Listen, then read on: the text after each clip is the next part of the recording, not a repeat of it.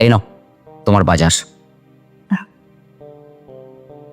কি গো, তুমি আমার লোশনটা আজও আনোনি?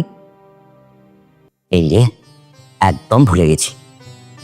আমি জানতাম আমার কোনো জিনিস আনার বেলায় তো তোমার কিছুই মনে থাকে না। আচ্ছা তুমি কি বলতে চাইছো? আমি কি তোমাকে কিছু এনে দিই না? কি এনে দাও শুনি? 3 দিন ধরে একটা লোশন আনার কথা বলছি, এখনো নিয়ে আসতে পারলে না। তোমাকে বিয়ে করাটাই আমার ভুল হয়েছে। তা ভুল যখন হয়েছে সেটা শুধরে নাও। হ্যাঁ, তাই করব।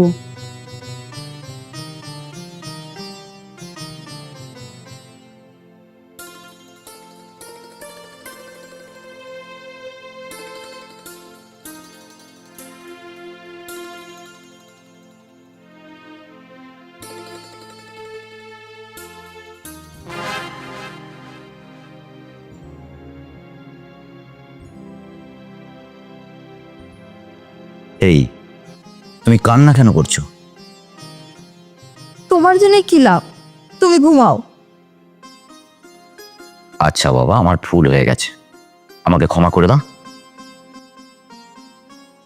ভুল তুমি কেন করবে? ভুল তো করেছি আমি, তোমাকে বিয়ে করে।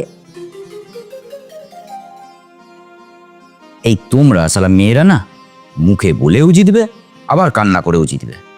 যাই হোক, তোমার যেটা ভালো মনে হয় সেটা করো, আমি ঘুমালাম। আমি কি বলেছি তোমায় আমায় দেখতে আসো? তোমার ঘুমানোর দরকার, তুমি ঘুমাও।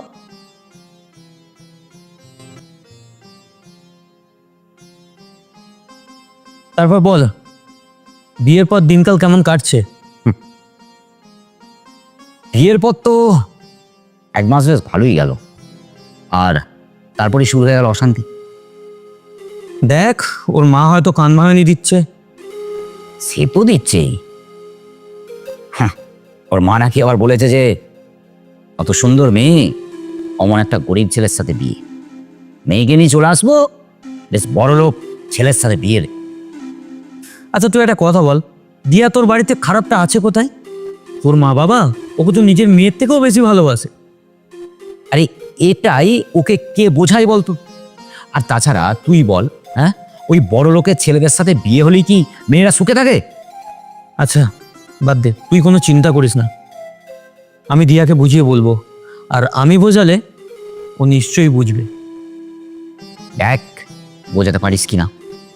আচ্ছা তুই আর যা, আমি 2-1 দিনের ভেতরে তোর বাড়িতে যাচ্ছি, গিয়ে আমি দিয়াকে বুঝিয়ে বলছি। আর এসব কথা তুই যেন এখন দিয়াকে কিছু বলিস না। ঠিক আছে, আমি তো এখন আসছি। হ্যাঁ, যা সাবধানে।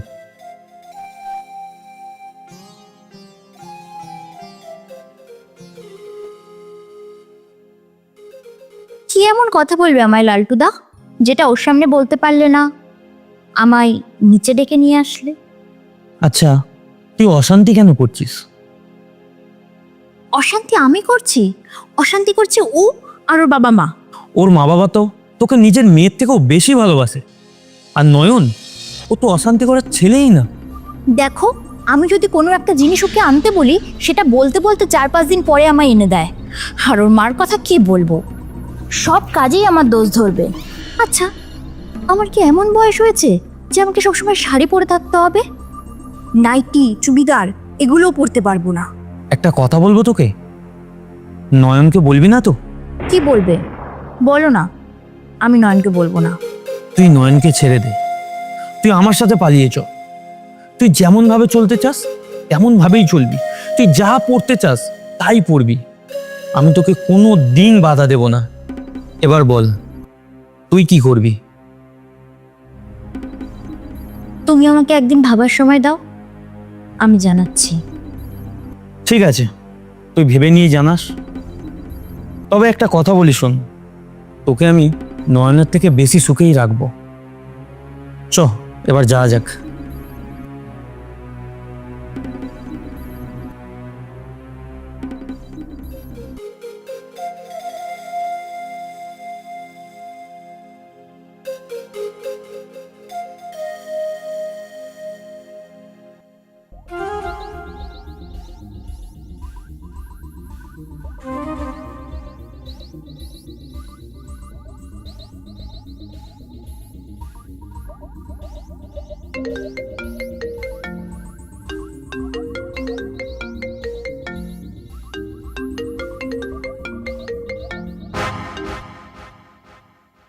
হ্যালো।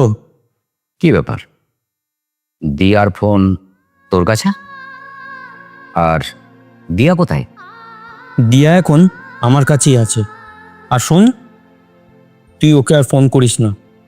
আচ্ছা, তুই কি আমার সাথে মজা করছিস? ও মজা করছে না, ও ঠিকই বলছে। আমি এখন ওর সঙ্গেই আছি। আর শোনো, তুমি আমার নাম্বারে আর কখনো ফোন করবে না। আমরা দুজন কাল বিয়ে করছি। দিয়া, প্লিজ এরকম ভুল করো না। আমি তোমাকে এখনো বলছি, তুমি তুমি ফিরে এসো। ভুল? ভুল তো আমি 6 মাস আগে করেছি, তোমাকে ভালোবেসে বিয়ে করে। এখন আমি আমার ভুলটা শুধরে নিয়েছি। আমি তোমাকে আবারও বলছি দিয়া, তুমি ভুল করছো। প্লিজ এ ভুল করো না। দেখো দিয়া, তুমি যদি আজ না ফিরে আসো তাহলে কিন্তু বুঝবে যে তুমি কত বড় ভুল করেছো। আর যেদিন বুঝবে সেদিন কেঁদেও কিন্তু কুল কিনারা খুঁজে পাবে না। তুমি তোমার এসব জ্ঞান দেওয়া বন্ধ করো তো, ফোনটা রাখছি আমি। দাঁড়াও দাঁড়াও দাঁড়াও, বলছি ফোনটা রাখার আগে একবার আমার বন্ধুটাকে ফোনটা দাও তো। এই নাও, তোমার সাথে কথা বলবে। হ্যাঁ বল, কি বলবি? বলতে তো অনেক কিছুই চাই লালটু, কিন্তু শুধু শুধু তোকে কিছু বলে মুখ নষ্ট করব না। তবে একটা কথা বলি, তোর মতো বন্ধু যার আছে তার তো আর শত্রুর প্রয়োজন হয় না রে। যাই হোক, ভালো থাকিস, রাখলাম।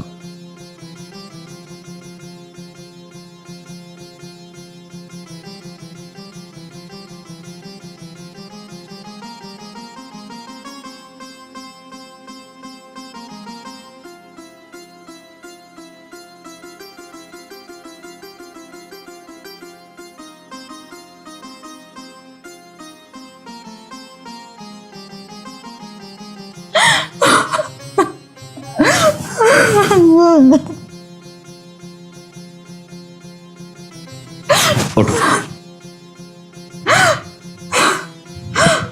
কি ব্যাপার, এভাবে কান্না কেন করছো?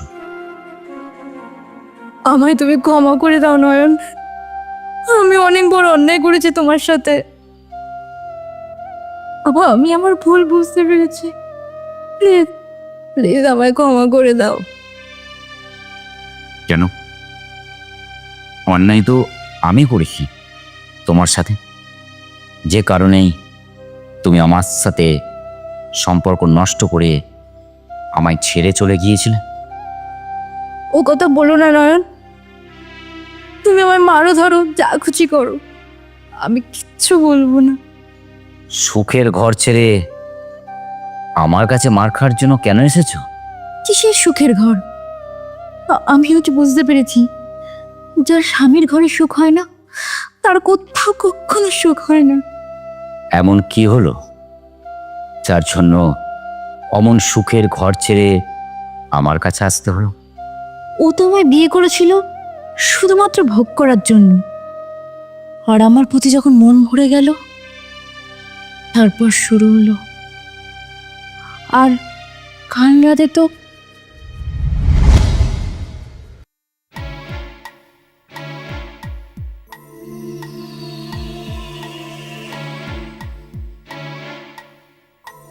এই, তুমি আজকেও মদ খেয়ে এসেছো? এইভাবে রোজ রোজ মদ খেয়ে আসাটা না আমার মোটেও ভালো লাগছে না। মদ খাবো না তো কি করবো রে মাগি? তোর মতো মাগিকে বিয়ে করেই না আমার জীবনটা শেষ হয়ে গেল। তুমি আমায় গালি দিলে, আর কি বললে তুমি? আমার জন্য তোমার জীবন শেষ হয়ে গেছে? হ্যাঁ হ্যাঁ, গালি দিচ্ছি। তোর মতো মেয়েকে বিয়ে করাটাই না আমার ভুল হয়ে গেছে। তো বিয়েটা করলে কেন? আরে তখন তো বুঝতে পারিনি, কিন্তু এখন বুঝছি তুই নয়নের সাথে সংসার কেন করতে পারিসনি। ওই নয়নের কোনো দোষ ছিল না, সব দোষ ছিল শালি তোর। আসলে তুই একটা বাজে মেয়ে। কি? আমি বাজে মেয়ে? হ্যাঁ, তুই একটা বাজে মেয়ে। তুই যদি ভালো মেয়ে হতিস, নিজের স্বামীকে ছেড়ে কখনো তুই আমার কাছে আসতিস না। বেশ, আমি যখন ভালো নই, কাল সকালটা হতে দাও, আমি চলে যাব। আরে যা যা, তোকে কে আটকেছে রে? সকাল কেন, তুই এখনই চলে যা। যা যা, চলে যা।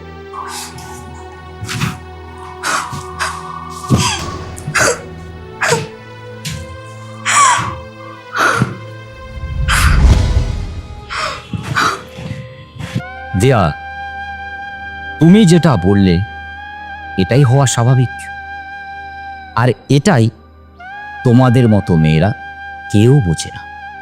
আর যদি বুঝতো তাহলে কিন্তু কেউ এরকম কারোর সংসার ভেঙে চলে যেতে পারতো না। একটা কথা কি দিয়া, বিয়ের পরে কিন্তু কেউ কখনো সাজানো গোছানো সংসার পায় না। সেটা তাকে নিজেকে গুছিয়ে নিতে হয়।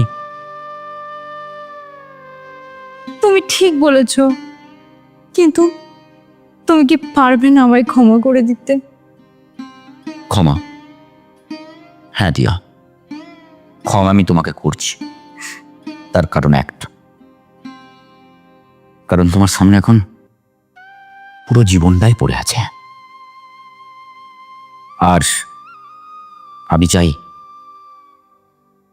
সেই জীবনটাতে তুমি নিজেকে নতুন করে গড়ে তোলো। এই কারণেই আজ আমি তোমাকে ক্ষমা করে দিলাম।